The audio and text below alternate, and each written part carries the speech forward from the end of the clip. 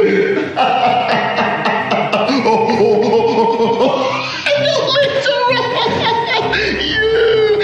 dummies who wrote us off 5-0 since Josh Fraser saved the football club. We can do no wrong. And I'm waiting for everyone who said, oh, the Giants will humble you. Here I am waiting for it. The Giants aren't going to do jack. So here's one for you guys. For the haters, that one's off. For the doubters, that one's off. You want it, you can come and get it. We're going to play wild card. Look at you silly fools who wrote us off. We are never, ever out of it.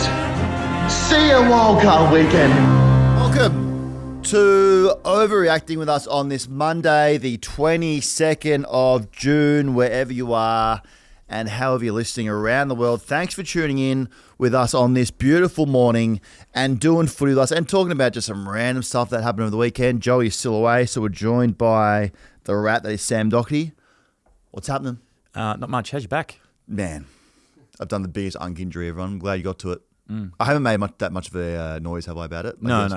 I had hardly noticed. Yeah. Especially since I've got in the office, I've hardly noticed. No, I've made it very clear that I think I've broken my back.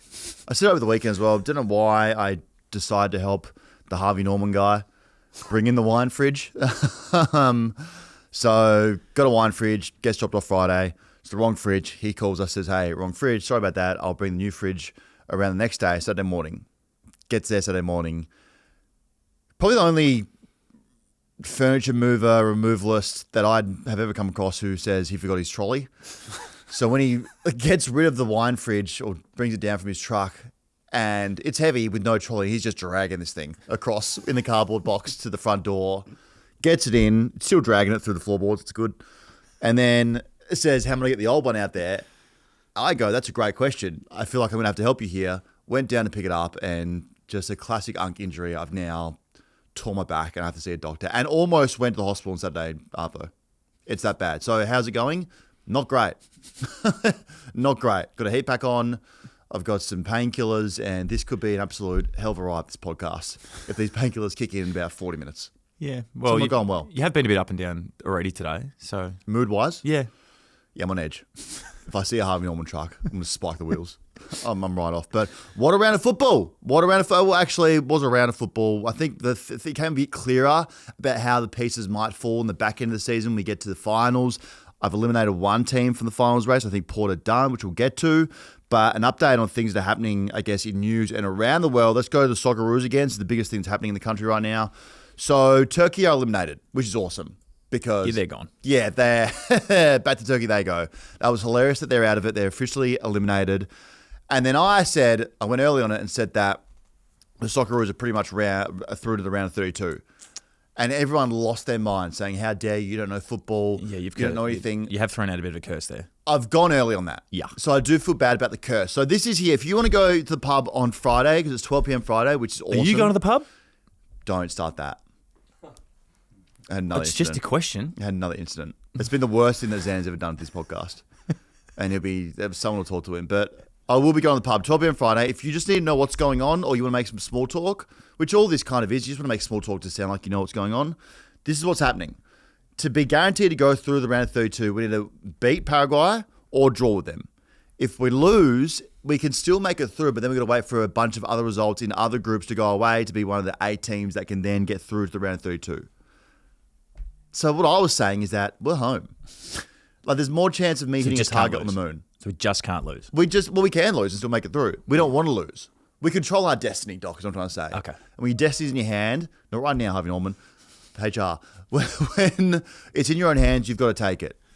So I feel great about what's going to happen on Friday. We'll get it done. We'll get it done on Friday. 100%. And Paraguay got a red card as well. The player, I don't know if you saw this, the player who covered his mouth for talking, got a red card straight away. Can't do that in the great game. No, they do that.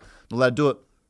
It's a new rule. I forgot the player they brought in for, but you're not allowed to because the Football Association said that players were doing it to either insult other players or be, racial abuse, homophobic abuse. So they banned it. And then if a player does it now, it's an instant red card, which is flattening. So now Paraguay don't have that guy. No idea about that. Playing for them. Yeah, new rule. It sucks. So we got some news in our league. I don't know if you saw this. There's some just crazy fixture concepts being thrashed out at the CEO's conference on Monday, Tuesday. Geez, that'd be an absolute hell of an event, that one, wouldn't it? Well, I did hear about the CEO conference. They were told to bring their brightest ideas of how to basically fix the game. Oh, God. That's what that conference was about. Imagine the ideas they're going to bring up. So what was the first one? The fixture? They said here, playing tournaments, extra piece of silverware, return of rivalry round, shorter game time, all set to be floated. Like, we just don't want any of that. I don't know why when we have a good thing, they go, this is going well right now. Let's find a way to try and ruin it for everyone. Like, we're good with how it is. Yeah. We like it. I feel like the AFL just really like pissing the fans off. I feel like that's what they have these things and they kind of put them into the media because it annoys the hell out of the fans. But they don't actually want to bring them along on how to change the game or change the rules or whatever. They just there's no input into what people actually watching the game want to do. It's kind of just it stays at AFL House and they just choose what they want to do. Yeah, I mean, fix the bye rounds. They suck. Yeah, bye rounds suck. They're horrible. But like this other thing, rivalry round be awesome. I'll say that. It would be awesome. Playing tournaments, I don't get. I thought that was wildcard weekend. That felt like it was wildcard weekend. So playing tournaments in the NBA, it's like a tournament at the start of the year, and I think it like guarantees you a spot or something. Or you win. Oh, so it's NAB Cup. Money. It's like NAB Cup in season. God, what are we doing?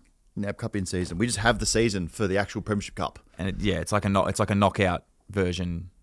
It's like the old NAB Cup when you had a premier and they won money. So you're going to have like the NBA play-in? Yeah, that's what it is. Not play-in, sorry, the tournament they have for money where everyone gets the cash on there. Is it play-in tournament? No, it's not. Play-in's the other one. Whatever that tournament is. Finals. Whatever that thing is. So that's going to be cool. The in-season championship, which is just a nightmare already. Which, man, with shorter quarters, then you probably think that the league's going to say, we'll have this tournament, we'll incentivize it, and then we'll also have 50 games a season. We also had shortened quarters in COVID. Sucked. And it sucked. Sucked. Absolutely horrible. There's an obsession to get the game shorter, and we did it for a year. But they've seen it and still decide, no, we think everyone liked that. Tell you what you can do, though. Let's do it. Having played in that year, you could play off very short breaks because the game wasn't as hard. So, more games. More also, everyone in the hub was getting cash. pissed. Yeah. Yeah. All the don't drink on a 6-day break. Yeah. That was out the window in the hub. We're drinking. Hey, we're in a hub. Tell you what, there's nothing else to do here except for just look at each other or drink. See you in 4 days when we play another team. But that's the potentially, if you do drop the game, I don't want to drop the game length at all, but if you drop the game length, you potentially could start playing teams off 4 and 5 day breaks regularly. So then that would appease the AFL in getting more games on broadcast and potentially opening up the fixture. Tell you what they should if they're going to do anything, make any changes. This last Super Bowl, I was all for it. I was all for we're getting jiggy with it and doing that over our heads with the umpires. I was all for it. We're speeding the game up. But now we've got this thing where it's just weird where if it just comes off a leg accidentally, they're still applying that rule as it should have been applied where it was either last disposal out, the other team gets free kick. Like there's some that we had on the weekend where it comes off the back of their studs when they're falling over and the umpire goes free kick to the other team. We can't live like that. Yeah. This is from when everyone lost the plot when the game was decided on the one that didn't use the arc in Geelong, Geelong in like round 3 or 4 with Adkins. We just grabbed the ball and he just ran off and kicked it. Then everyone brought in. Now everyone wants the arc in the middle, in the mid part of the ground because they want the decisions to be right. Now we're doing that, and now it sucks again. It sucks because it's taking 30 seconds for just a simple what should be a throw in, a boundary throw in to then award a free kick to someone. I swear we've lost control of that rule. Yeah, well, this is what happens when every rule that gets brought in. There's always a grey area in it, and then we found the grey area. We've found the grey area. We're in the grey. Real quick. We're in the grey. We love that. We do find a way to just find grey areas, which is awesome for us. Let's get into our round review. Starting off Friday night up on the Gold Coast, People's Last Choice Stadium, Suns 97, Hawks 113.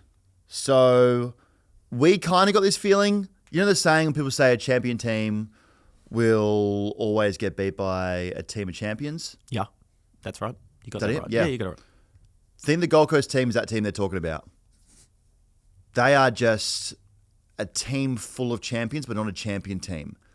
And they always have shown us that they just want to keep going back to the draft every year, ruin everyone else's plans with their academy bid on their Tommy Saltwaters that they have in the academies, and then they ruin everyone else's draft night there, thinking they just keep bringing these studs in, and it will just click, and they've totally forgot to bring in these glue and dog guys, where everyone's just a top-end pick or a Brownlow medalist or an All-Australian, instead of getting some guys with a bit of heart. And that's what they are, and that's what they continue to be. Yeah, they're very much, even the way they play, it's very much on their terms or it's diabolical. That's what, like, when you're watching them, we were texting during the game. Was it the pub? Like, you weren't at the pub, you were at home. When things were going their way in stoppage, their exits were great. They looked awesome. But they don't play in a way that kind of brings that, I don't know, fight and grit to the game that neutralises it. It's either they're winning it or the other team's winning it. And then what happened on the weekends, they played one of the best teams at it, which is Hawthorn. And listen to Sam Mitchell over the weekend. So they basically went to school on their bye around how to score from centre bounce.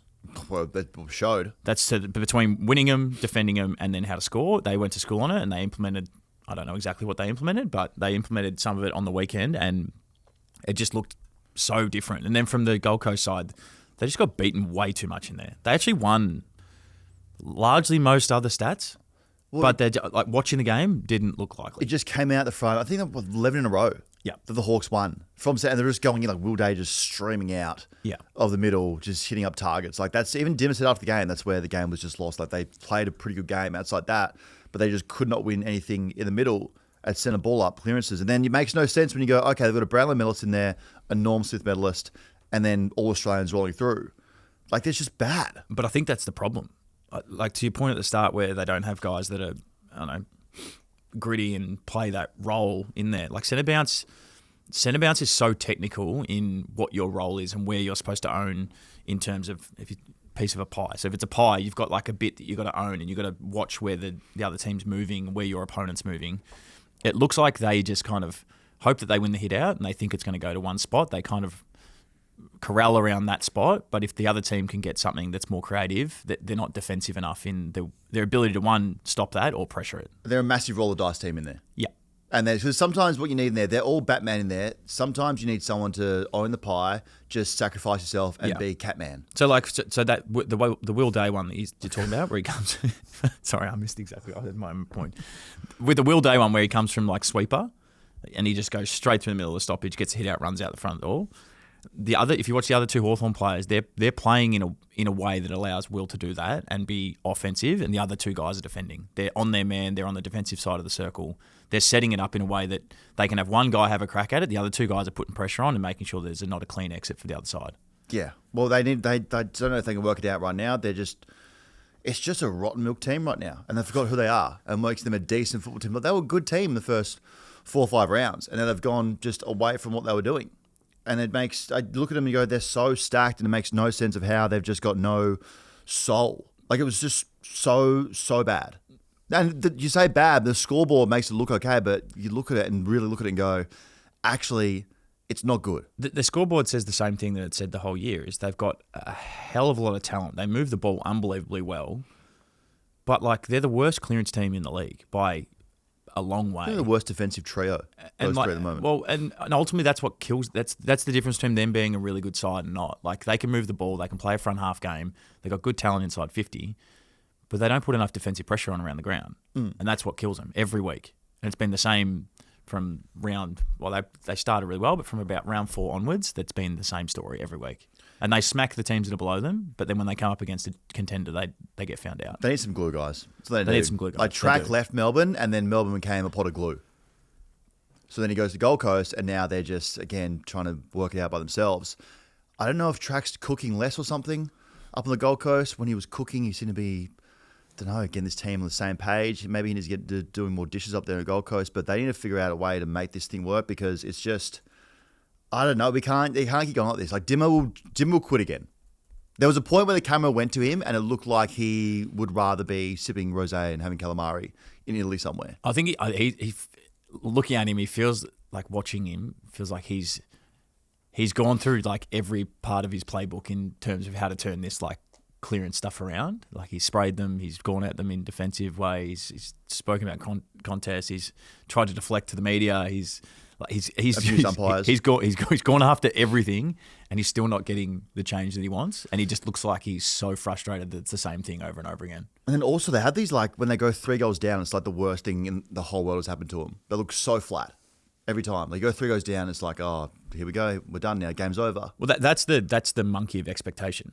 That's like and to be fair, everyone in the league thinks that they should be a near grand finalist team. And that's not an outrageous statement. No. They would feel that as well. And then because it's not clicking, they're getting twice as frustrated. They're then getting even more pissed off. Their body language is going down. The parts of their game that are already frustrated, that's coming out. And this is where the distraction in footy comes from. And we went through this at Carlton. When you start focusing on the wrong stuff and you start worrying about outcomes and you go away from what your process is, that's where you find yourself in trouble. That's where you become really inconsistent. They just can't get a read on them. They're too good. We've said it weeks ago. They're too good to be missing wildcards in this list. 100%. Like if they're a team that comes 11th or 12th, you'd be flat. And I don't know if Dimmer's seat's hot. Maybe that final win last season cools any pressure on his seat. But you'd be just like, then great, another year off Rao's career that we've wasted, another year off Ben King's career we've wasted, another year off Anderson's career that we've wasted. Track getting out of his prime. Like that's just an opportunity where you go, oh damn, this is all bad. Well, I think it all comes down to like all the reports, and I don't have any information about what's true, what's not true, but like how many players are leaving at the end of the year. Like if a heap of them leave, and they're going down a different path, that's going to be an interesting conversation at the end of the year. Yeah, and it's not season over, but it's a bummer. No, it's a bummer season. They should still make the top 8. Really, they're good. They're 100% good enough to make the top 8. They should definitely be in the 10. It's if they fall outside that, it would be a big failure on the year. Yeah, they need to bring back Alex Sexton or something. He played the VFL on the weekend. Yeah, he does play VFL. He's still hanging around. I think he wants a gig, he's not a bad option there. But it's now they go to Optus to take on Fremantle, who are on their win streak, as we know, and then would be pissed off about the Suns being last year at home in the final and how the Suns made Nat Fyfe cry. Like that's a redemption game for them. So that's the worst scenario for the Suns amongst everything. Then looking to this week going, made Fyfey cry, that can't be good. And you double down on that, what Freo are good at. Amazing in clearance and contested possession. They're one of the best teams in that, and they defend bloody well. The two things that for Gold Coast, so if you lose contested possession and clearance and then you can't move the ball, that could get really ugly really quick. And then on top of all that, you got the D's are winning out of this because the picks that the Suns gave up for track was 7 and 8, which they flipped into, I think it was like 10-11 for Taylor and Latrell, or 11 and 12. And then they had the Suns first rounder for this year, which would be like pick 10. Sheesh. Which is a massive win. If you're the D's, probably go, hey, going to get you again, give it to you for Bailey Humphries. But that would be an absolute robbery. That's a real Brisbane. Yeah, taking beams and then giving up Jack Crisp and then swapping the 3 rounders. Yeah, you go, oh damn, they got us. You think you're robbing them, but they're robbing you, and now your pants are down. You look like an idiot.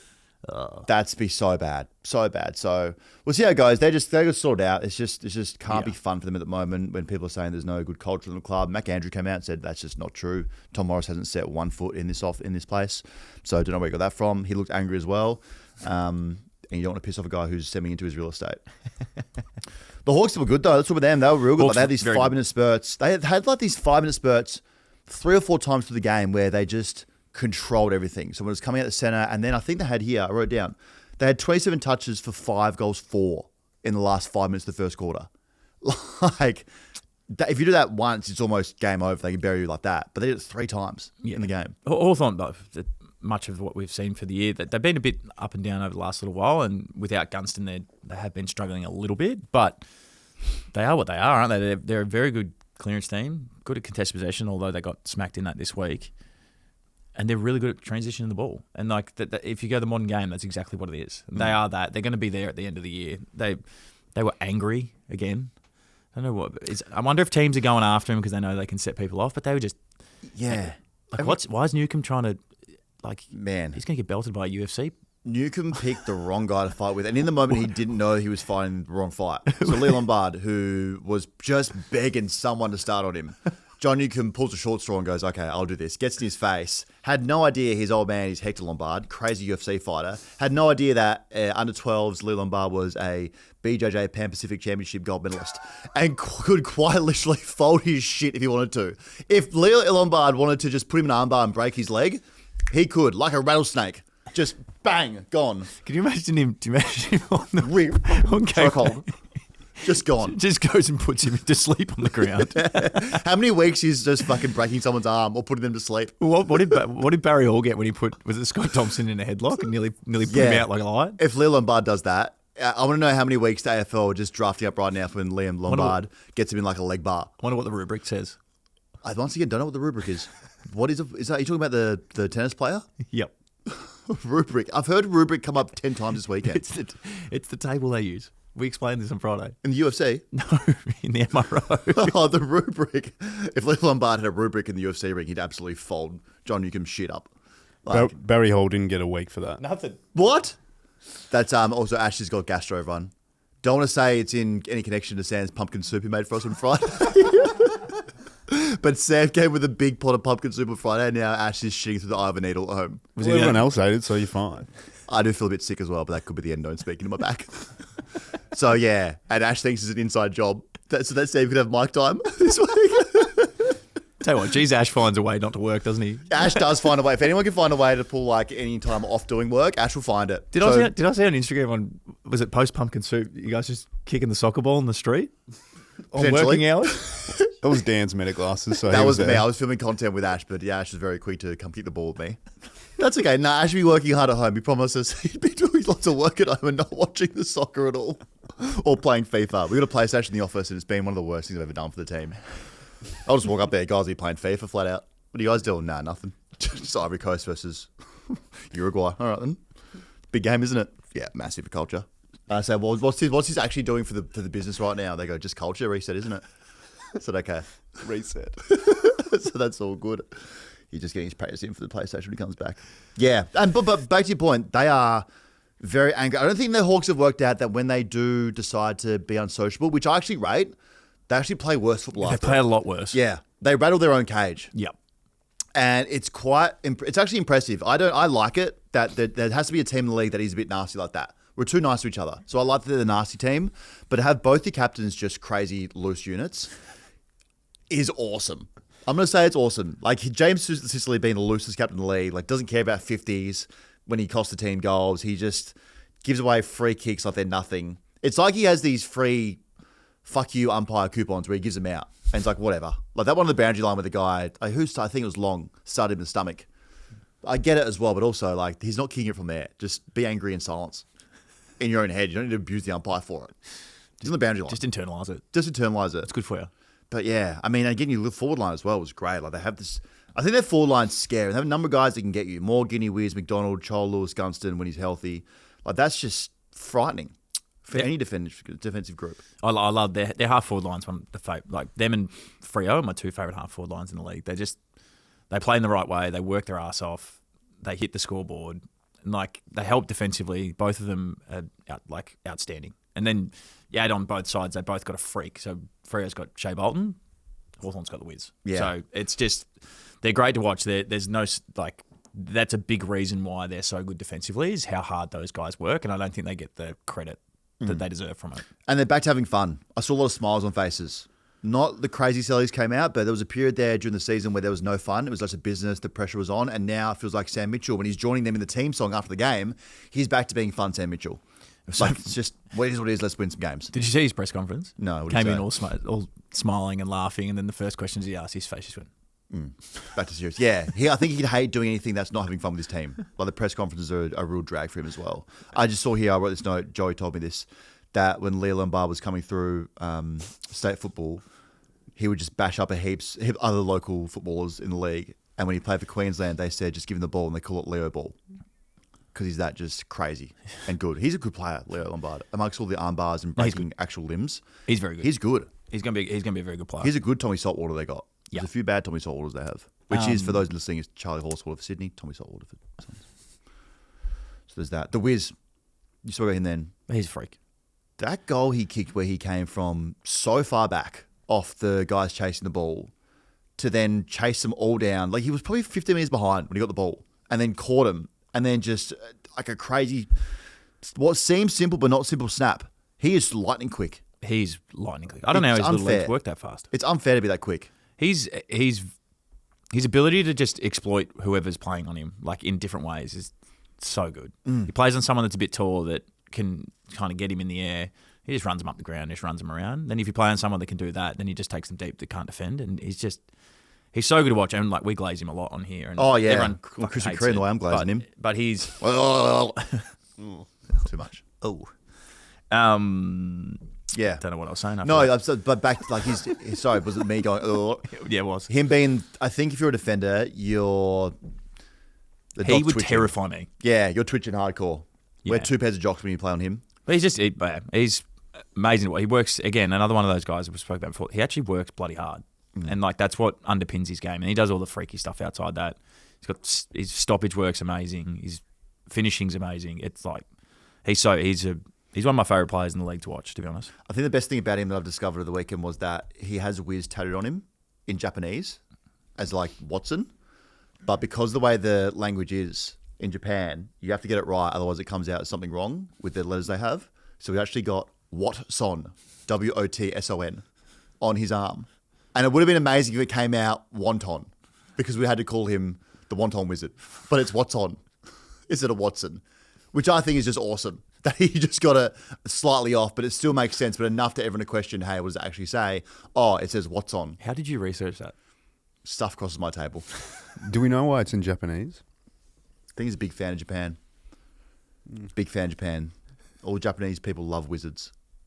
That's not racist, but that would sound like it's a racist thing. I think they're into their wizards in Japan. Sounds like you're guessing either way. I am guessing massively. I can hear the lawyer's steps upstairs just getting ready to defend. Japan have given you a lawsuit. Why? You said that everyone likes wizards over there. It's not true. We'll find out. I feel like I'm towing a line here with Japan. I don't want to tow. Do you want to move on? Just thinking of anything else about Japan. I want to say good soccer team at the moment. Good soccer team. How about Guinea just ragdolling Zeke Uland? Zeke's like 59 kilos. And sometimes to set the tone, you do have to pick a 19-year-old who's 60 kilos to ragdoll him. It just looked like Ginneman's now got to that age where he's a bit older, and now he's now doing things to what everyone used to do against him. Yeah. Everyone used to absolutely hate him when he first came in the league, and that's what he would be the guy on the bottom with senior players. Now he swapped. Poor Zeke Uland, just his hair was flopping everywhere. Just couldn't do anything. It's like when you get punched at school and you weren't expecting to get punched, and then you go home and complain to your mum and dad that someone punched you at school. Like, it was just all bad for him. Josh Weddle also breaking Danny Rawley's jaw. Yeah, that's a bad one. Got it wrong. Got that one wrong. Closey? Wrong. Closey? No, got that one wrong. Got that one wrong. We'll get it wrong as well. Jeb Walter is going to dominate for another team next season. Yeah. He looks serious. He's good. Yeah, he is good and good looking. Which doesn't matter in contracts, I wouldn't assume, unless there is a team who goes marketability. Yeah, well, that's it. Maybe there is a thing where you are so marketable and you're good looking, we'll give you another extra $100,000. But he's just going to be so good for another team. Yeah. Like he's getting better and better and better. C-Mac chopped off his rat's tail. Go on. So he's going to auction it. There's just no Joey's going to go ham for that thing. It's going to be in the studio soon, and it's going to smell, and Joey will love it. He's stuck to his computer screen. Yeah. Also, a couple of things, just nothing to do with the game, things that made me laugh. Dylan Moore in his post-game interview was saying that he had to address the elephant under the carpet. He thought that was the saying. He said something. It's what he said. He goes, we were asked, do you remember the last time you were in these rooms and the feeling you had? We brought the elephant under the carpet, or whatever you say. So that's now my new favourite saying. That's not even the right way to use the expression. Let's address the elephant under the carpet. It actually works. But it's the saying obviously elephant in the room, but if you say, hey, it's the elephant under the carpet, it's the same thing. It is the same thing. It is the same thing. If I walk into a room and say, oh, do you want to talk about the elephant on the carpet? It'd be the same as saying, do you want to talk about that elephant in the corner? Just slightly more hidden than in the corner. I'm going to start, we're going to keep making that better. We address the elephant in the fridge. It's like, what? We looked at it as elephant in the boot of the car. Okay, you can actually say anything about the elephant being anywhere, but it still work. Elephant in my jocks, and that would be. No, come on, that's too far. We're not even one game through. Some more things I found interesting was the game Matt Spangler doing his groin. Oh, yeah. They have the worst luck with their football department. And I read online that was he was a replacement runner, wasn't he? Yeah, because the physio did both hammies, did a double hammy, and then had to get in the big son of a bitch. Bailey for the ruck. Max Bailey. Max Bailey, who was then a runner, probably the biggest runner in the history of the world. That guy's so big, and he was out there just running messages. So he did that. That's bad. That football staff, they need to do some conditioning. But I do feel like if you are a runner anywhere, you do zero running except for game day. They need to go in the gym. They need to do like all coaches, all staff in the gym at 6 a.m. each morning. I don't think I've seen a runner ever do a warm up. Have you ever seen a runner do a warm up? Never, not once. No. I need a runner to be out with the team, just running. I'm just thinking, Matty Bode, who's Carlton's runner, would never have done a warm up. Nah, but he's involved in the warm up. He's leading and he gets moving. Imagine that, just leading out of kicks to get his body right. was so dumb. What's Matty Boat doing? I was the one to say, why is he just leading out to Paddy Cripps? Just coming out of the goal square. He does do it. I can't wait to be on Matty Boat watch as a runner for Carlton games now. On the specky bag. He's doing like, do the cars firing? That's great. Okay. He'll love the mention too, to be honest. And then I've just got the footy thief also got arrested at the game. That's it. The guy who keeps stealing the balls there at People's Last Choice Stadium. Yeah, they do. Keeps stealing the footies. Yeah. Got done again. Let him go. Let him have some footies. Just let him have it. He messaged me saying I was going to give this one back, but then they started chasing me, so I said bugger him and kept running faster. Love that from you. Yeah, good mentality. Let's go to Super Saturday. Super Saturday. Adelaide 79, D's 62. This feels like the Adelaide Crows are back to being a team that you don't want to run into. And they love Matty Nicks again. Completely off him to start the season. Doesn't take much for them to get off him. I think he started building a house and they were off him for just building a house. But now he's back to getting some soldiers back in this team. It feels like they've got some confidence where to start the season, everyone's like they have no midfield depth. It's going to be an issue for him. Then he doesn't play Josh Rochelle as a midfielder. But they're all back in on this thing. Back to loving football in the City Churches. What's with, you're from South Australia. What's with South Australians trying to like run their coach out? Like Ken Hinkley was literally got it every year. Just a sport. It's just fun. That's fun? Just fun. Fun? Because there's not much else going on in Adelaide. So it's like, how can we make these weeks more entertaining? Let's just call for someone's head. Is what we normally do. It's like, do we play the Sobe polls? Do we go to the deli, get some lollies? Or do we just, want someone's head on a spike? What's a Stobie pole? Don't do this again. You know what it is. Stobie pole, power line, and the deli is where you get your slushy puppies and your chips and your lollies. For those who don't know that. But they're back to just loving Stobie poles and going to deli. Isaac Rankin to start the game, fresh off a calf injury, straight in the midfield, was awesome. Because I don't think the D's were seeing that coming. Off a calf. And then first contest, he's out of the centre stoppage and just lacing up. I think it was Walker or something like that. I can't remember. But that was good. He's a genuine superstar. He needs to just play mid. I think you're big on the Rochelle and Rankin. One of them needs to be there at all times. Yes. Am I right? Yes. One of them should be. Whenever, if you want to play Rankin 60%, Rochelle should be in there the other 40%. I think they're the difference maker of that midfield and makes them a bit more dynamic than what they are. What they are is a very good defensive team. So on the weekend they showed kind of exactly what I've been talking about for the last few weeks. Like their ability to defend underpins everything. Their pressure around stoppage and around contest is unbelievable. It's the best. It's turned into the best in the league. What we've been waiting for is how their offense then flows off the back of it. And what they've been able to do in the last few weeks is they've been able to arrest that. Over the start of the year, they couldn't move the ball at all. Now they can. Yeah. And even like you go full stats, like they lost clearance, lost contested possessions, lost ground balls. Like they largely lost a lot of the stuff that I don't know. For an Adelaide game, if you lose those, you get stuck in your back half. They were able to not do that. And what it was underpinned by is their pressure, intercept marking, and then ability to go off turnover. And that's where they've really kicked up a gear in the last little while. And they're the fifth or something on the ladder now. They're game in hand. They're comfortably in that premiership group now for me. In a reverse, what they did. Oh, they did the same thing, but they've kind of reversed the season where they just started off slow. Now they're coming to the back end of the season in the right form where you don't really want to get them. And they're still getting healthy. Like Mark Keane came back. He is so underrated. Yep. Irish as hell. Can't understand a lick of English that he's saying, but he's so Irish and he's so good at football. You forget it. Like he was in the All-Australian squad of 40. Yeah. So good. He's very good player. Like really good player. Such good. Like takes on these kicks that he probably shouldn't, but he also doesn't care. But you need to take them at Adelaide because if you just kick it long down the line Adelaide out of your back half, you're screwed. Like it's the easiest way to defend a team in skinny ground. There's no width. So you have to take some aggressive kicks, and that's what they do. So I kind of wrote them off because what I saw at the start of the season, and they just played this boring brand of football, and it was slow. But really, I shouldn't have wrote them off. I should have just looked at them and said, "You're so injured, and now you're getting back to being what you are." Yeah, well, which is on me. It was kind of three things: the injuries, they lost poorly in the finals last year, so they try to shift their game plan a little bit to probably be a little bit more defensive and a little bit slower with the ball movement, which is what Brisbane do. Kind of figured out that didn't work. Plus, the Jordan Dawson stuff would have had a huge impact on the footy club at the start of the year from an emotional standpoint. So, and you can still see that he's really battling his way through that, as you would be.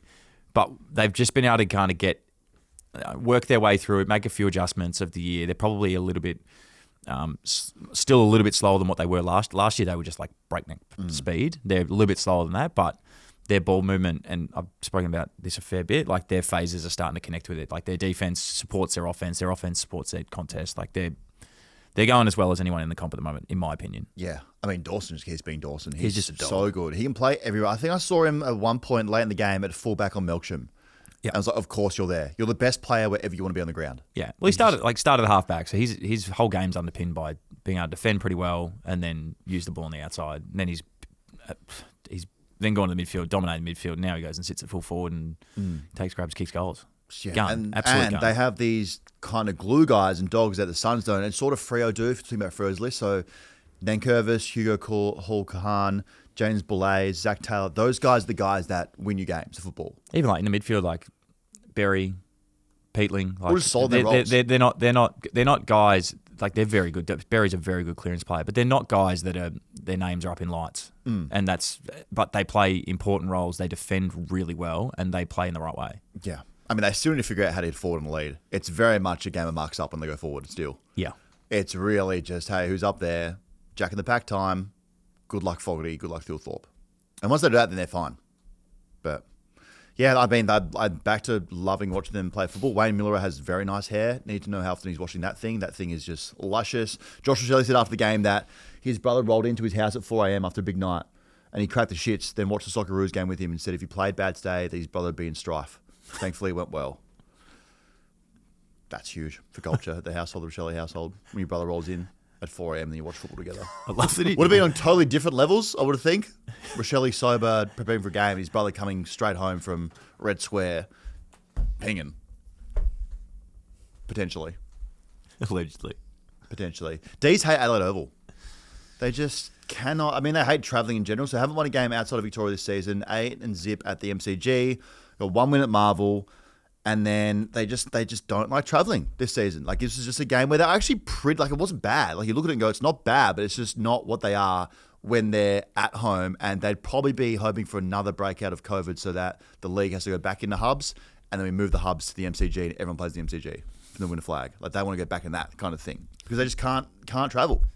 Adelaide Oval, they hate. Look at this. This is a swampy stat. Melbourne are averaging 67.5 points a game when travelling in vaguely westerly direction on planes in 2026. 105.5 when they don't. They hate planes. Every time they step on a plane, something bad happens. Can you repeat that stat? They're averaging 67.5 points a game when travelling in a vaguely westerly direction on planes. Catch trains. So they don't like going west either? Nope. You got to maybe just carpool. We'll get a bus. Find something different. Where does he put these stats? Like, where do they pop out? I just don't understand who's tracking that. I think it's one of those ones where... Do we call bullshit on it? Well, how will we know? You've called it out. You've called him out before. You wouldn't even need to sort this thing out. If he made up a stat, I don't have the effort to fact check any of this stuff. But how the fuck is that going in an Excel spreadsheet? I want to know who's wearing triangle undies and who's wearing the briefs, and what that has with a win-loss record. Jack Martin's triangle undies, just for fun. How'd you know that? I literally played footy then for like 8 years. You've seen. He's cool. I liked. Levi Cusbolt was a big triangle guy. Anyway, I still these dicks in my mind now. That's all the club. Yeah, cool. All right, should we Melbourne? So they're outside Melbourne. They just look tired this game. So they're the only team that's played 15 in a row, and they just didn't have. They didn't have it, and they had no gas late in this game. Even though they were good, like they'd moved the ball well.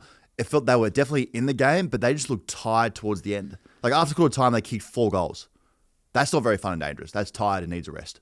Like you go, like spoke about before, the territory dominance that they had. They scored inside 50. Scores per inside 50 is 29. Sorry for the stat, but that's well below what it should be. And you can account that to either way. Like I'm saying Adelaide's defense is amazing, but obviously the entries from Melbourne's side weren't up to scratch. You can't score at 30% and think that you're going to go very well. It was just one of those ones where they actually didn't look bad. It was just nothing. I think click. I think they're if you're going on like season projection, they're a comfortable finalist side. But the fact like them, they'll be top 8. They'll cause havoc.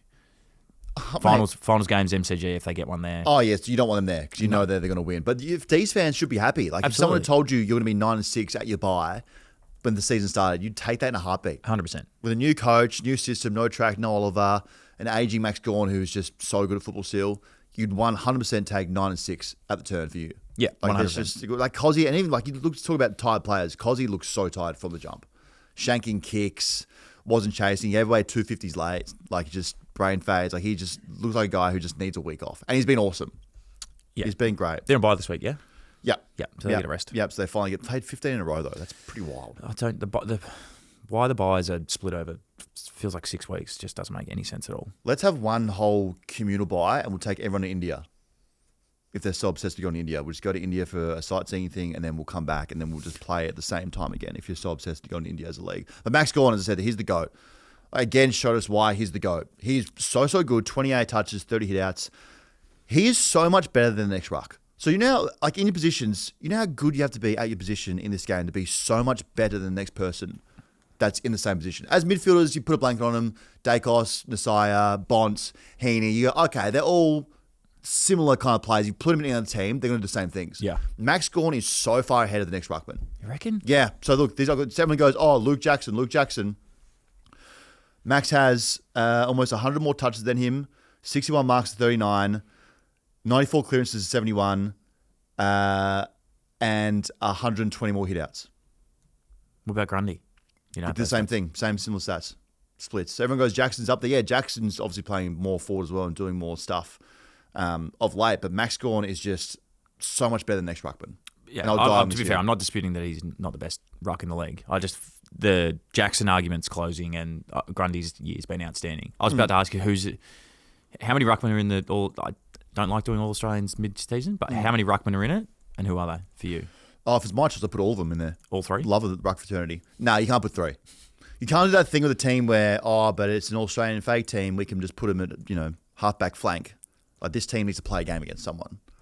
Or maybe you can, if you're picking it. Maybe you can say, oh, no, we want Max Gawn as a ruck rover. Your argument to get them all in would be that Luke Jackson's playing like Forward pocket. And you're playing a genuine 2 rucks on the bench, and Jackson's forward pocket / midfield. Yeah, someone's going to miss out. Yeah, I don't think he can, but one of them's going to be extremely stiff Oh, this year. it's going to be so stiff. But Yeah, I think it'll be Grundy. There has to be 2 in there this year for me. Lockie McAndrew was brave on him. And when you do play Max Gawn, you just need to be brave. Yeah. He's long and, he did some great stuff in the middle. But he's actually been pretty good. Now, He's been very Australian good. level at all, but he was like doing some great stuff in the middle. Also has such a hard head. I think he got almost concussed and just bounced back. And then still rocking the worst set shot routine of all time. Have you seen it? Yeah, I have. Oh. Drilled Josh Kennedy from years and years ago. I don't know what years He needs that to were, sort it out. Needs to sort it out. But the D's, have a rest. Rest up, come back, last 9 games of the season and just get to a final spot and you'll be fine. Yeah. Then the big one. Yeah. This is big for culture. Giants 65, Blues 88. I just want to go back to a good friend of mine who said this a couple of weeks ago. Just want to give an update on how we're feeling. There are Blues supporters who have no other ideas than to sack the coach. You have another head on a stick today. Congratulations. Are you happy? Is the club better off? What happens now? Tell you what happens, Rat. We win 5 in a row and we steam forward for a wild card. Am I happy? Hey, Gerard, take a look at it. Over the moon. I couldn't be happier. One of the all-time coldest takes. Are you happy, mate? I go to bed smiling. I go to bed saying, thank God Josh Favour's parents came together that one glorious night and made love to each other so that he exists. Couldn't be happier. The lead is genuinely on the moon. And it's awesome.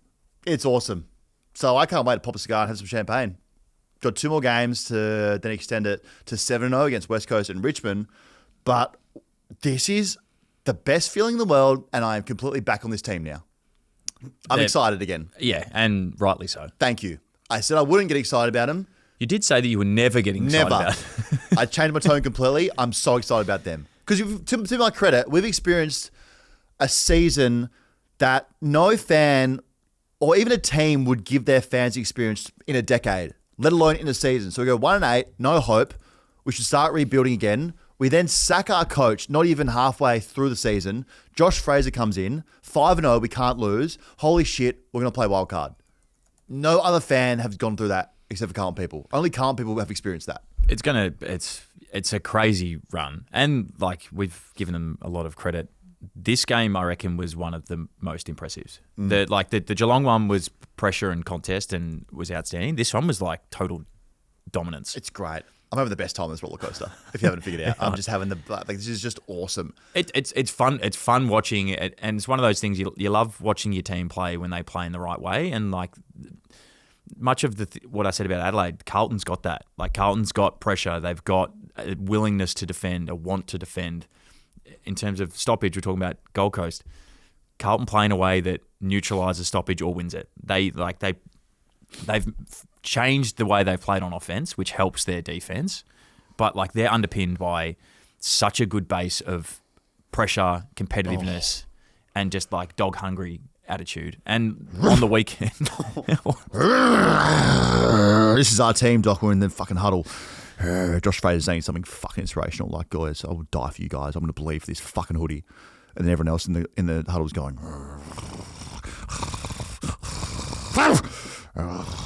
That's what we are right now.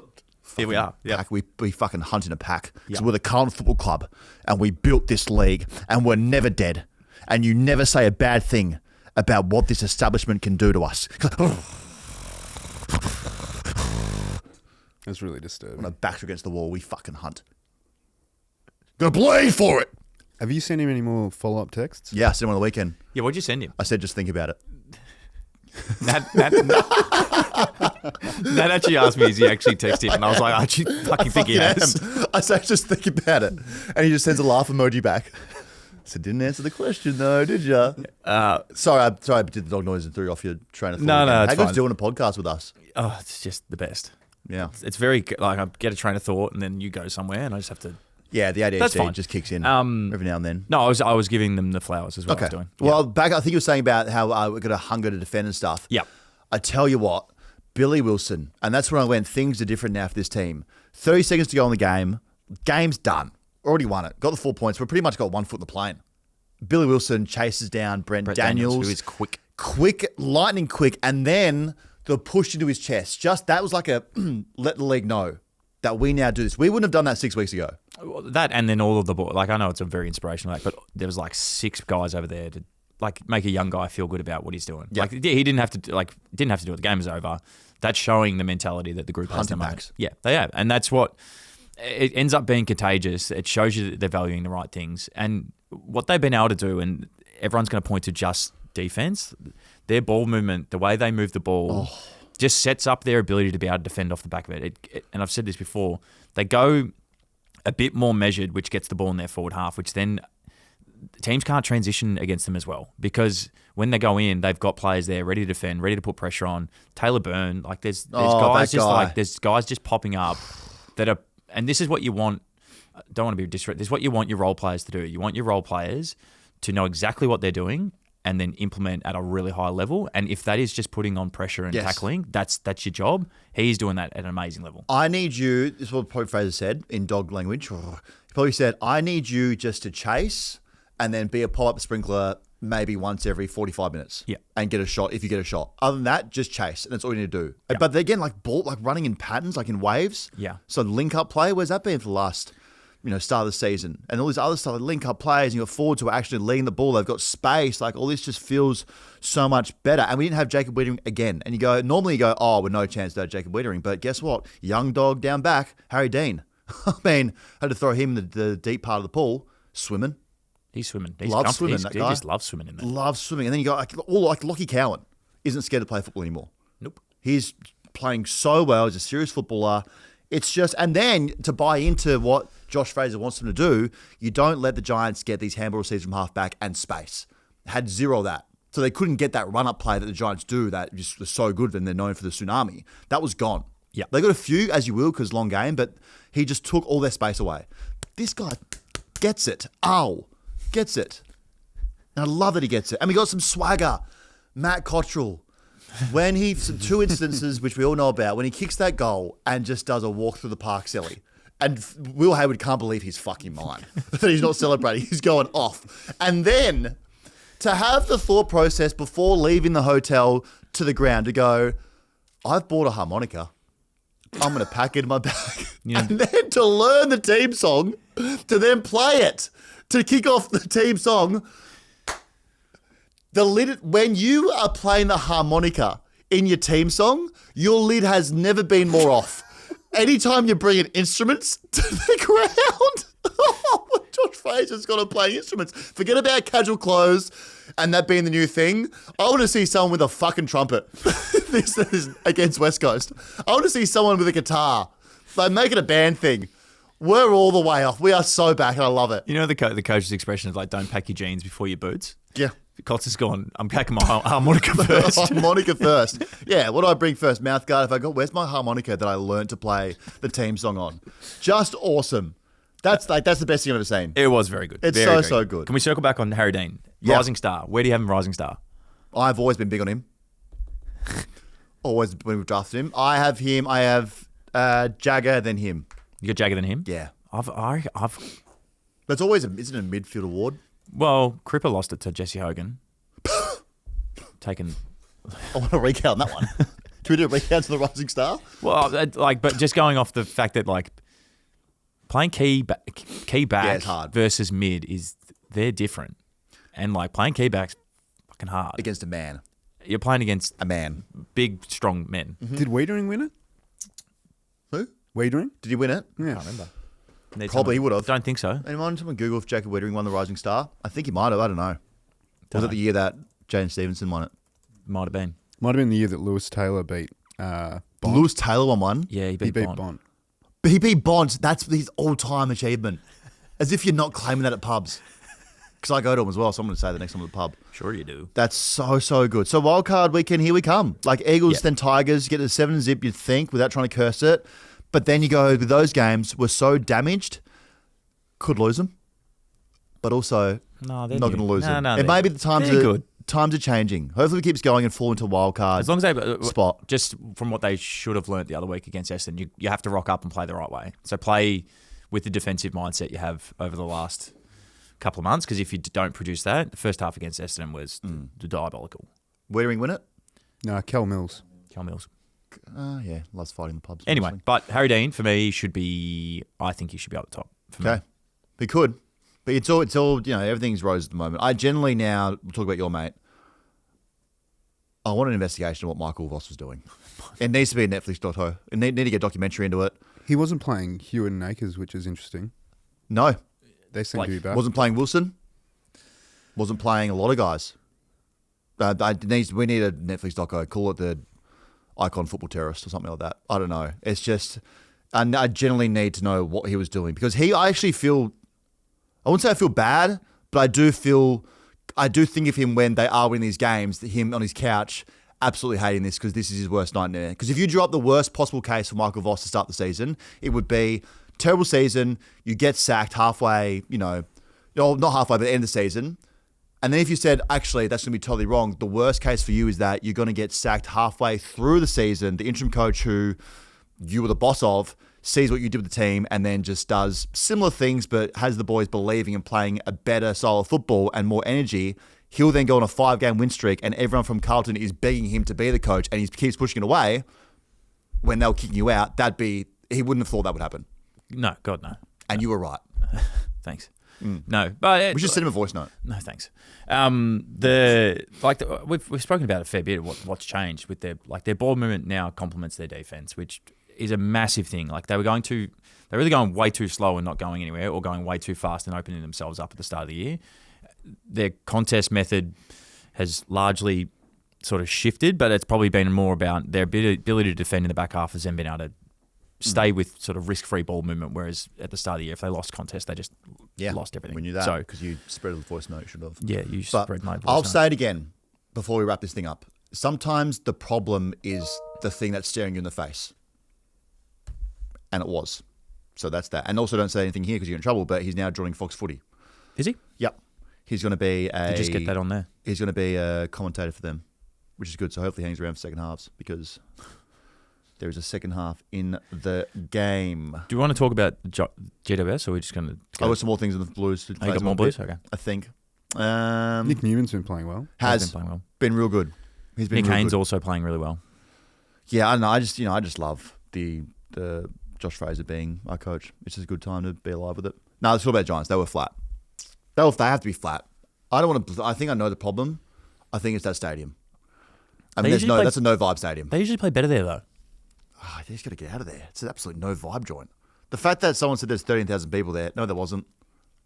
No way. I reckon NG Stadium make the numbers up. They have to fudge it. A bit like Swampy Stats. How would you know?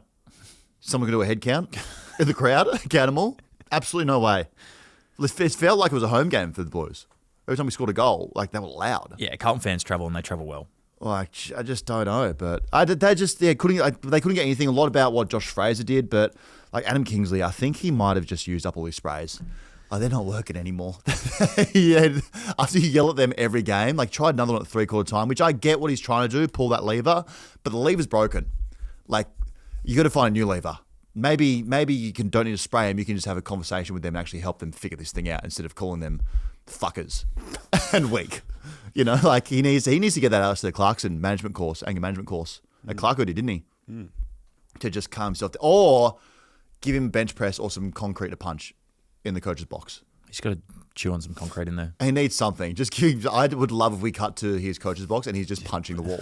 But we give him a concrete wall, like a block he can punch. Get him a boxing bag at the back of the thing. Literally.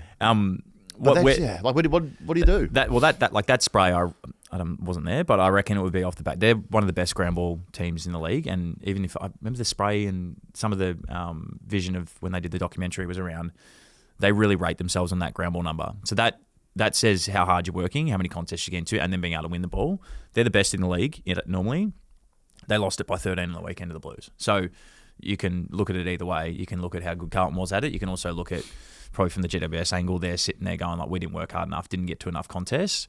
And that's the big part of the reason why they lost this game forward. The other one is they just gave, if there's one part of Carlton that historically has given Carlton a lot of trouble, is when you can get them jammed in their forward half, in their back half, and they have to kick long, they really struggle.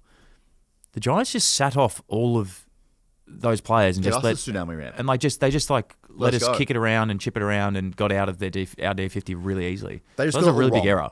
They got it all wrong, and they couldn't then click back into what they had to do. No, and then as you spoke about, the pressure and defense on them when they try to get handball and chain going, Carlton were just really good at stopping it. Man, they're a hard team to pick. Like one minute they're beating the Lions by 78, and the next they're getting done at home to the Blues, which admittedly, sugar hit, so it's going to happen, but.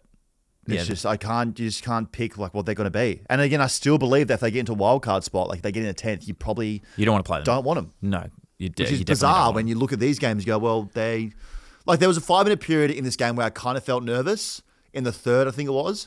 But outside that, like I just knew it looked like they just were started. I couldn't get any run on it. Yeah. And then Toby now, the second player to get 50k fines throughout his career. It's also gone to Geelong allegedly. They're saying that. That'd be weird for him to go Geelong. Yeah, a lot of people. There's going to be some angry people if that happens. Yeah, that's the heart and soul. And Geelong. Well, and just Geelong getting someone else good. Yeah, but they're elephant on the carpet. How they paint the elephant on the carpet allegedly. That's what I want to know. I think he was leading the pitchforks when Jeremy Cameron went there. So that's interesting. Yeah, he wasn't happy. No, it wasn't. Probably got Sam great ball knowledge, Sam. Himself there. Well done, Sam. Great ball IQ, Sam. Appreciate it. That's great by you. Okay, I've done enough glazing on Josh Fraser. I had another stats, but I think I don't want to do that anymore. Just go one more. Nah, it was a bit of Voss v Fraser comparisons. Yeah, don't do that. No. we don't need that. We should get Josh Fraser on the pod somehow. We could just call him right now. Should I try calling him? Good morning.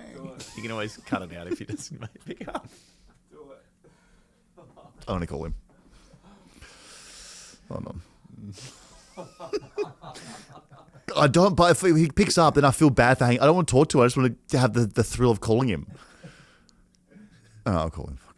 But I don't want to talk. It's going to be weird when I decide to hang up on him, but I just want to see if he'd pick up a call. Why don't you call him? Yeah. Call him, hang up immediately, get him to call you back and go, oh, Josh, sorry, I didn't mean to call you. Oh, what do you want? I'm on the pod. All right. Fuck. I'm going to find his number here. Just go through Gary Ablett. Should I call Gaz too? All right, I'm going to call him. But he'd be in a team meeting, wouldn't he? What's time? 10. Yeah, he'd be in something. He's not going to pick up. I'm sure he'll still answer. Imagine he picks up in the team meeting. Oh. This is such a bad idea. Actually call him. Don't pick up. I've got nothing for you. Don't pick up. Please don't. This is so weird. This is so weird. Hi, you've called Josh. Sorry, I can't Leave a take your call. voicemail. Leave a voicemail. Leave a message. No, voicemail. No. That was even creepier. Should I call Gaz? Stop calling people. I still don't want to talk to Gaz either. Notice that the number you have called Oh, no. is currently switched off or unavailable. Block me. Yeah. Great. Okay, that was weird. I feel so anxious now. I feel so. I don't know if it's the endo in my back, but I just feel so weird. Doc, you were saying something about the transition out of the back half. Let's go to Pies. 78. Port 52.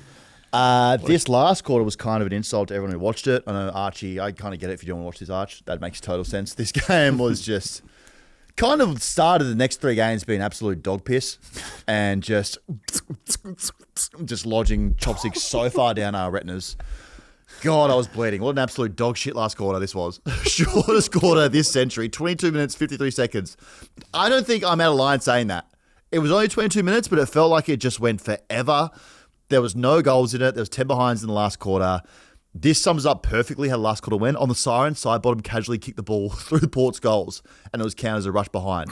The score was corrected from a 27-point win to a 26-point win. So that means if there's another draw in the season... Geez, I hope that they somehow miss the if they're fighting for a spot with another 2 teams in the wild card, that point could come back to haunt them. You'd be filthy with it. You would be filthy with And it. then people were saying, it's actually a deliberate rush behind, bring the teams back out from underneath the ground and get them to kick a set shot, which is crazy, but this game was a game. It was exactly what I thought it would be. Yeah, it was a game. It felt like Fly started kind of playing Harumball in the last quarter. It's just, sometimes it's not about wins and losses. It's just about never having to watch it again. And that's why I said to start the pod, I think Port are now completely out of finals. I think they're done, Arch. I think it's one of those ones where they're alive technically, but also kind of dead as well. And they had to win this one to keep the fire alive. Like they keep 9.5 points. That's tough going. It's tough going. And then they lose Radigalia, who ruptures his patella tendon. That looked bad. So when it take off and just knew straight away something was wrong. People saying knee, patella tendon. And then you know it's bad when they cut you down under the ground and you're on the hurt whistle. Yeah, that's not good. That green whistle, I need a green whistle on my back, I think. That's what we should get. Get you a green whistle. Can we get a green whistle in here? And then put a pod for you. That'd be a hell of an experience. But yeah, I mean, that's a big loss. So he's out for, those whistles put in another planet. They're really something. You feel like, yeah, he would have felt like he could get back out there with that green whistle. Look, no, this thing's fine, get me back out.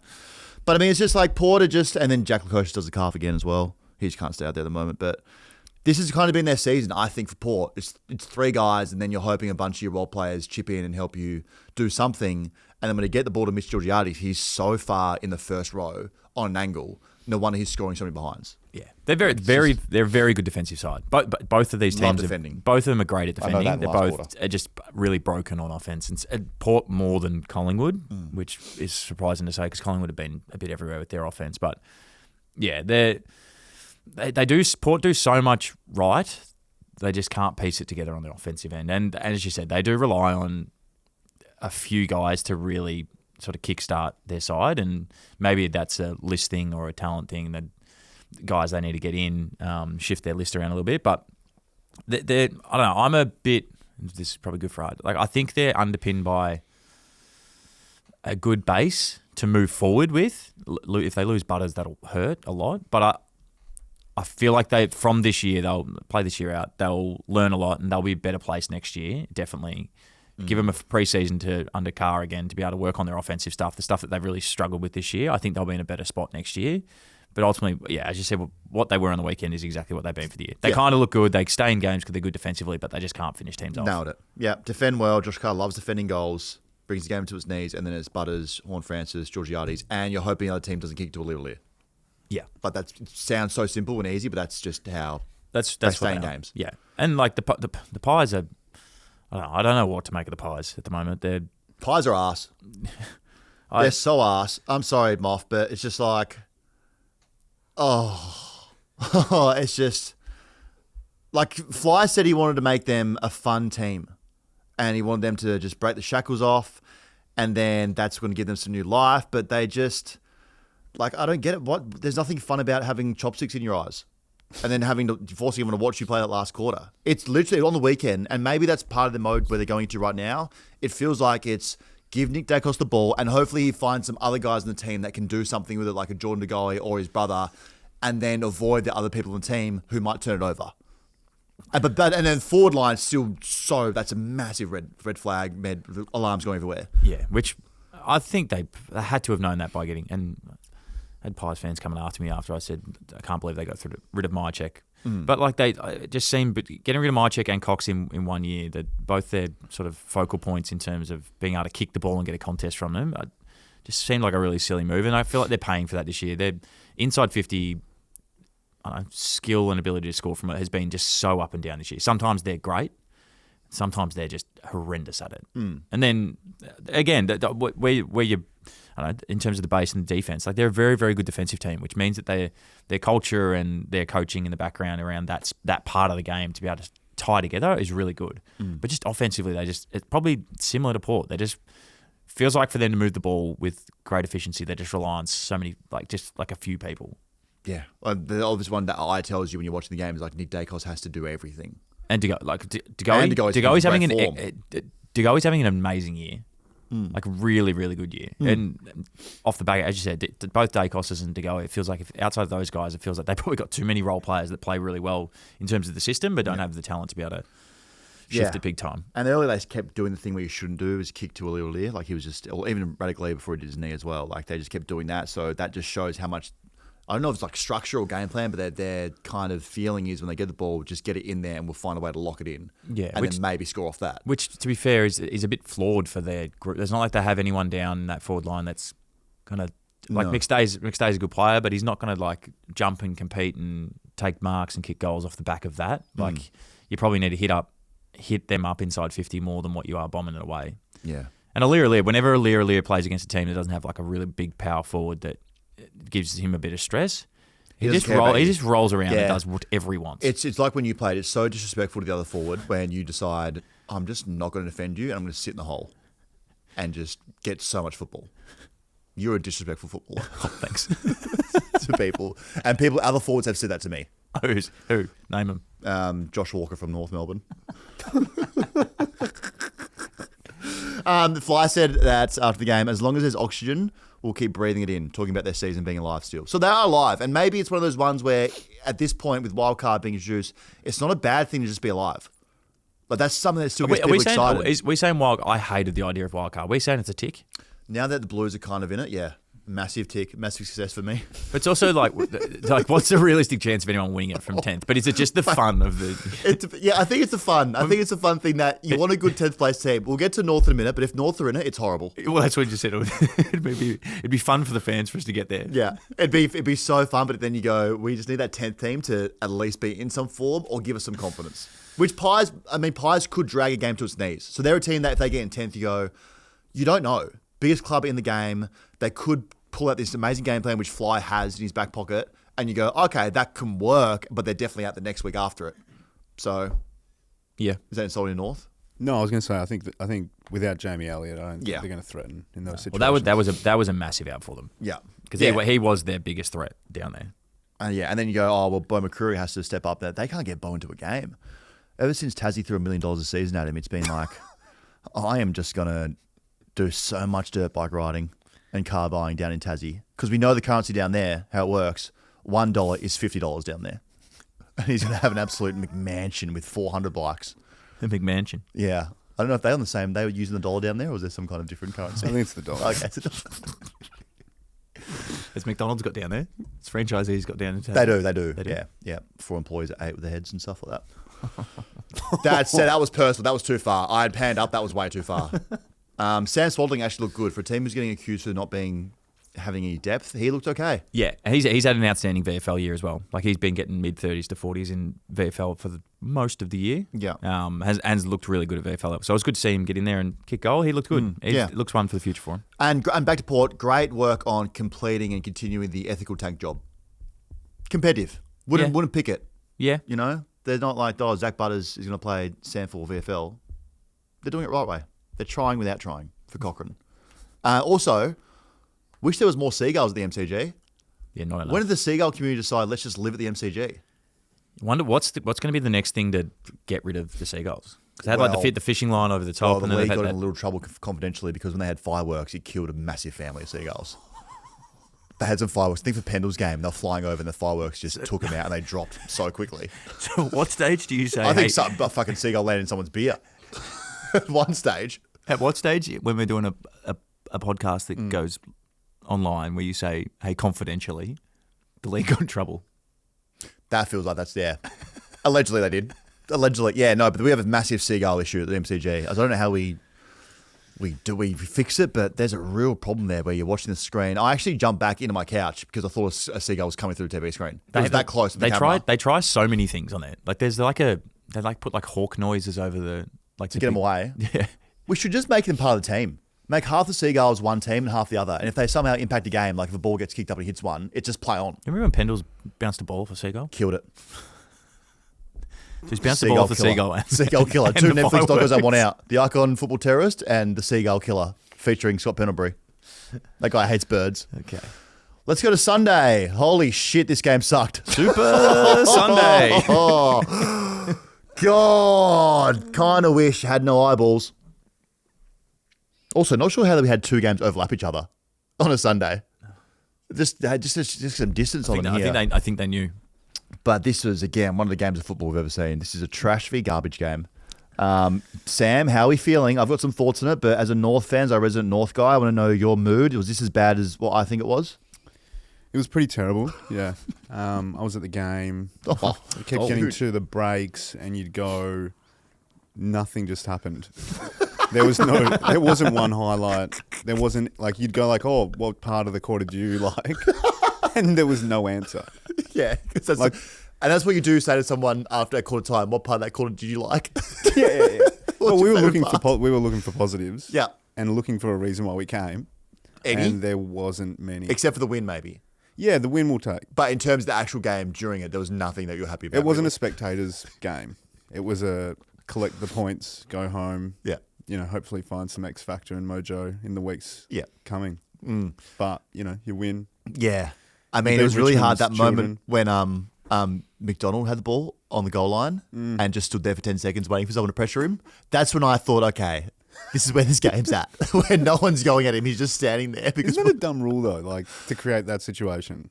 That, like, if they're within 9 metres, which isn't close, that he can just step over the line. Well, it's in the rules, but it's frowned upon. It's like It is frowned upon, if you take a pill on the plane, you can do it, but now you've ruined everyone else's time. So you reckon Luke McDonald was pooing on the plane? He's a massive. He would poo on planes for sure. McDonald. And I've got no evidence to back that up, but him and Sherry would just bog it out. Yeah. But yeah, tough game to get through. Yeah. Team still has no appetite for risk or kind of intensity to move the ball quickly through the corridor.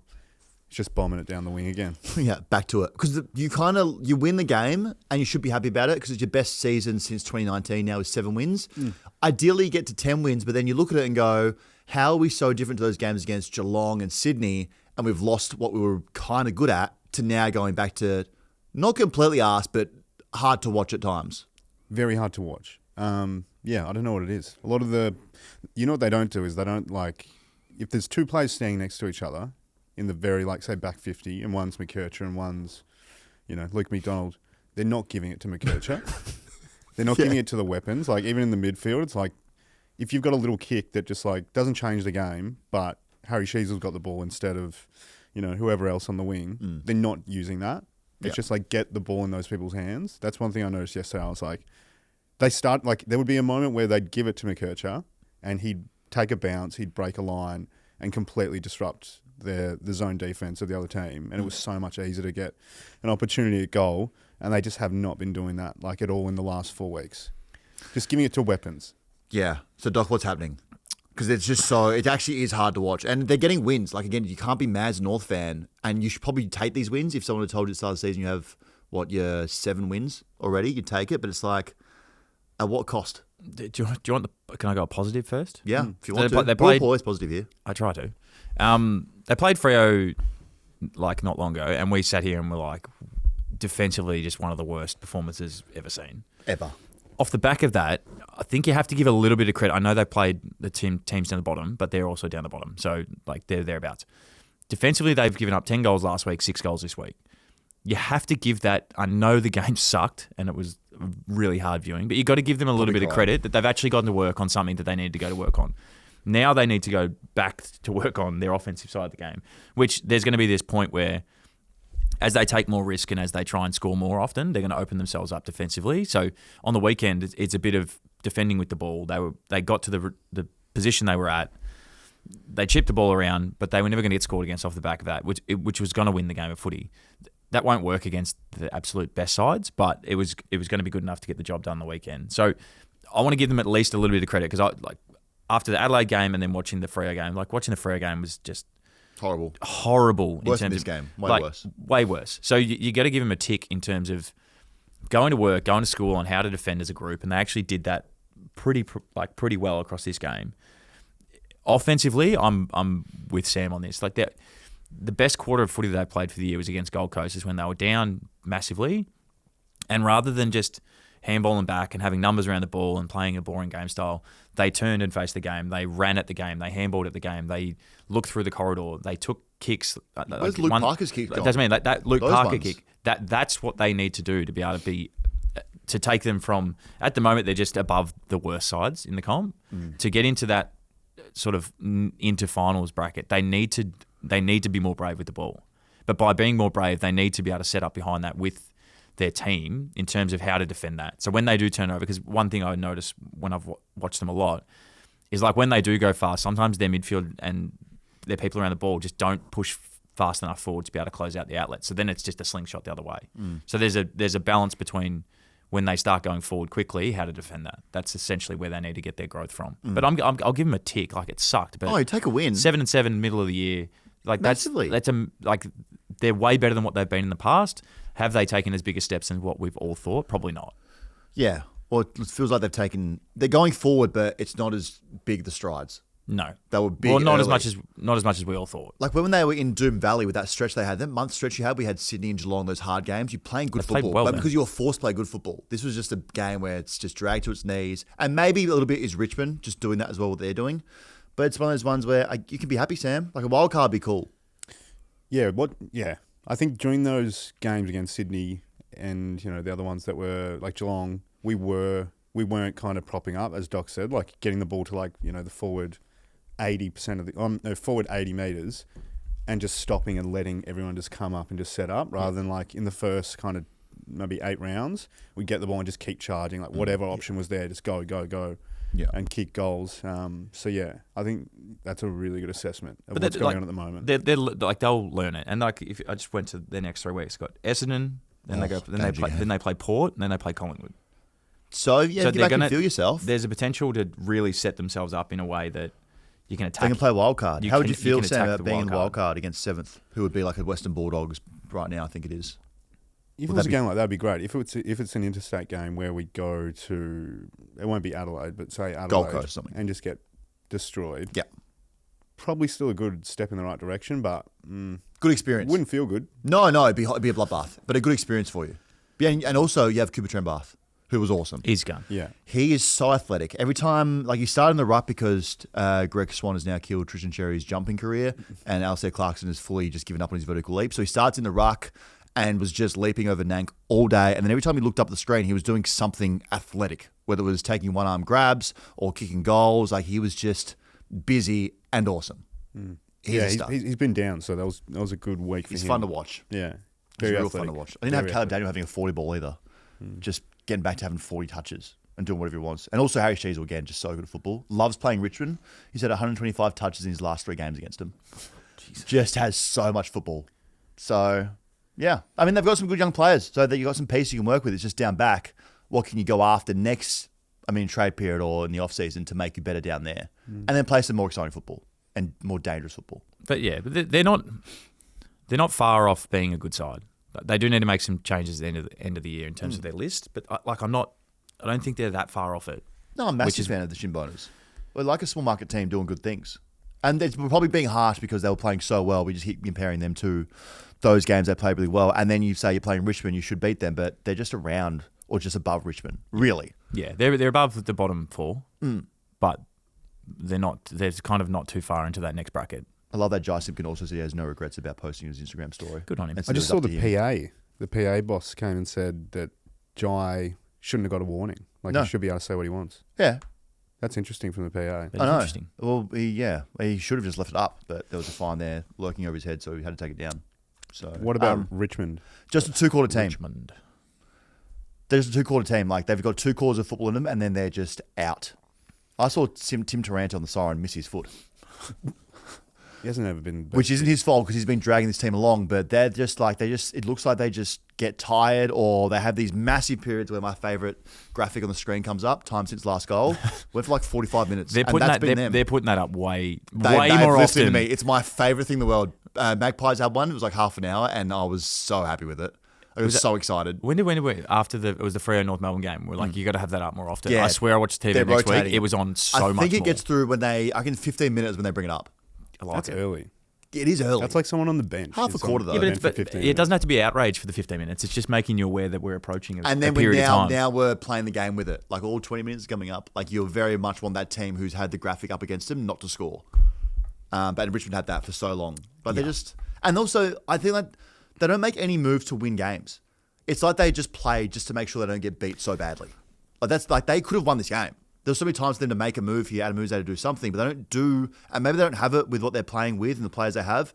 But there's times this game where you go, you know what? I'd rather lose by 100 and actually try and win this game, given we're Richmond at the moment. I feel like that. They don't do that. Yeah, it feels like they're just in like building block mode where it's actually not even about the result. It's like a long-term vision of like, we're going to play in this way, so we're just going to stay playing this way. We're going to keep teaching the team how to do it. So that's probably why there's not as many moves getting made in terms of trying to win the game. Yes, winning games of football would be great, but in the grand scheme of things, it's not going to be that different whether they win 2 or 3 this year.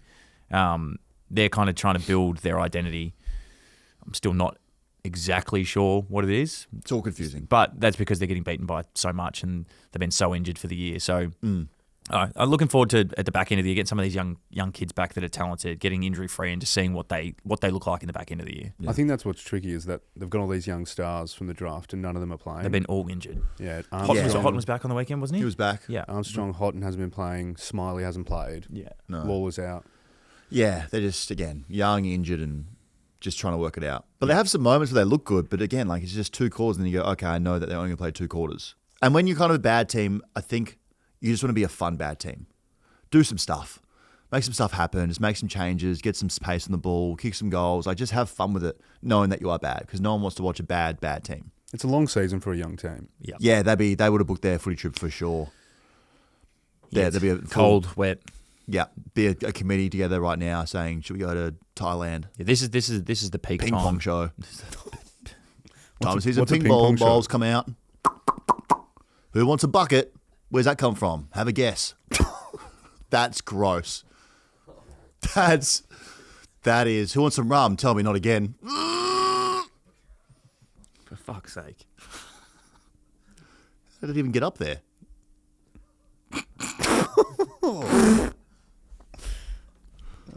What the fuck is this program, honestly? I fucking don't know. You don't get that on SEN or Fox Footy. This one too.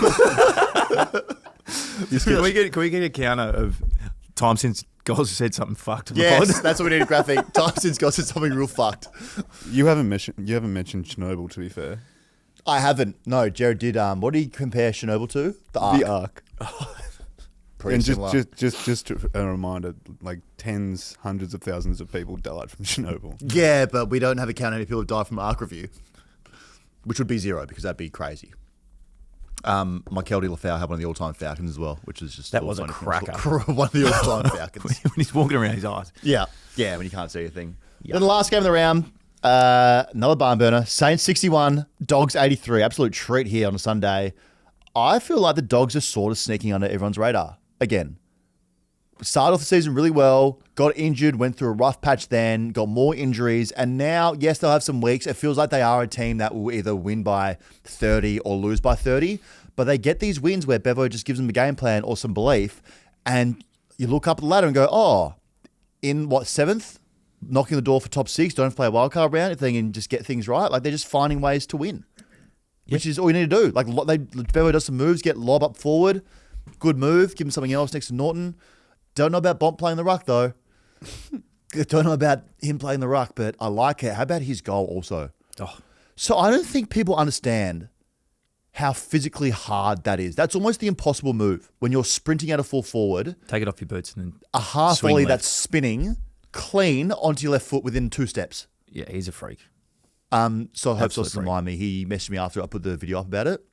He goes, that was generally the most fucked thing I've ever seen live. Like, it was so clean. Yeah, he does stuff. And, like, this is the hard thing about everyone thinks you're always glazing the best players in the comp. And they No. do things that look like they're not that hard. They don't look that hard because they make them look not that hard. And, like, same with Wiz, same with Bond. Like, they just do things that are so clean and in the moment are so hard to do with the amount of pressure that's on an AFL game. And, like, Bond just does it regularly. Like, some of his handballs out of contests and stuff where, like, you have no idea that there's someone out in space and he just gets Does on. it. It's freaky. Yeah, if he doesn't win a Brownlow, and I don't know if it's going to be this year, I hope it is, but if he doesn't, it's one of those ones where we just got to give him one at this point. This year's Brownlow count's going to be actually good viewing. Well, this game will be interesting because Nas had 44, and now the umpires have the stats. Yeah. But his 44 were, I mean, Bevo started off the game, he said, had a lot of the ball, a lot of meters gained, but he only had 5 score involvements. We were content that he could have 65 if he wanted. That feels like he's playing with fire. We were just going to keep playing a systematic way. So he's kind of true, but also playing with fire by letting Nas have 44 still. Yeah. But Well, a back 44.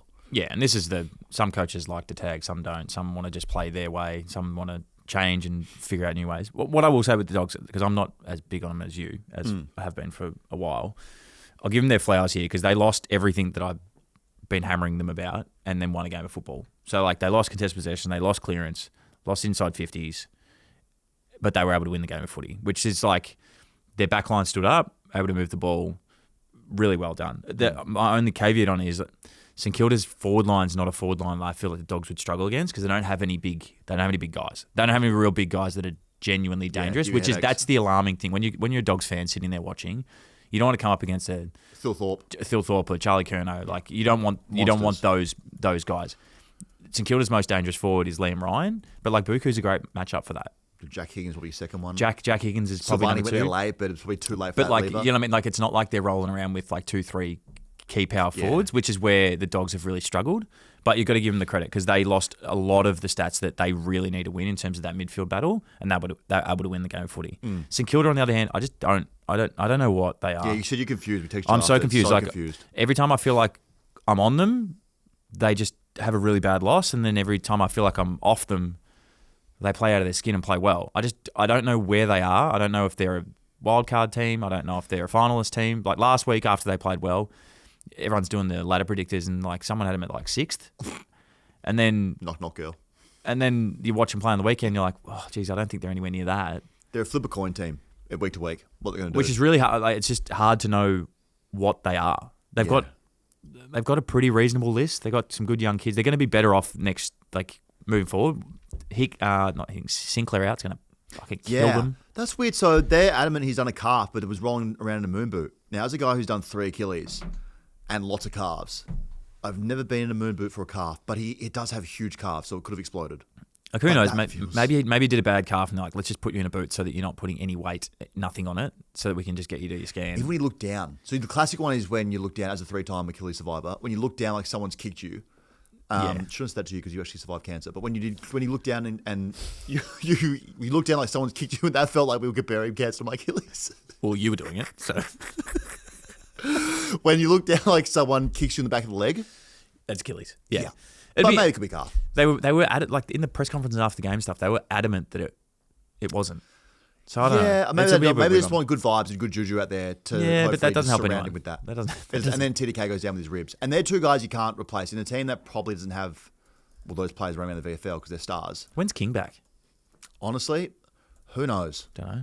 I He's know- to be honest, for me, he's their most pivotal player in terms of whether they can make any form of run in the back. They half just need here. a Max King to be there. They need him just there.